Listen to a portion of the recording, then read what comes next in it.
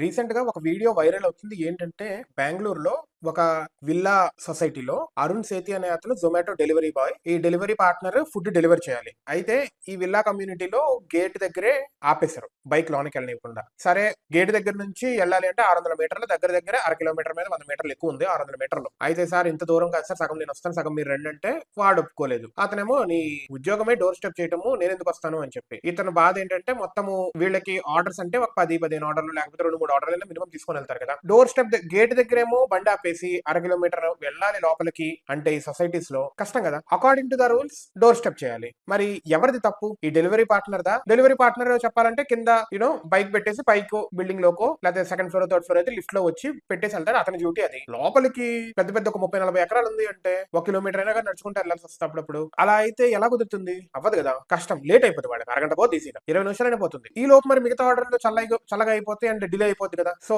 ఎవరిది తప్పు? మరి కన్స్యూమర్ గా నేను ఆర్డర్ పెట్టాను, నాకు డోర్ స్టెప్ కావాలి, అది నీ జాబ్, అది వాడి ఉద్దేశం, విచ్ ఇస్ అది కూడా తప్పు కాదు. అయితే డిఫరెంట్ ఇతను పెట్టిన వీడియోకి డిఫరెంట్ కామెంట్స్ వచ్చినాయి. నీ ఉద్యోగం నువ్వు చేయడానికి డిపెండ్ అని కొంతమంది ఏమో హ్యూమానిటీ లేదా అంటే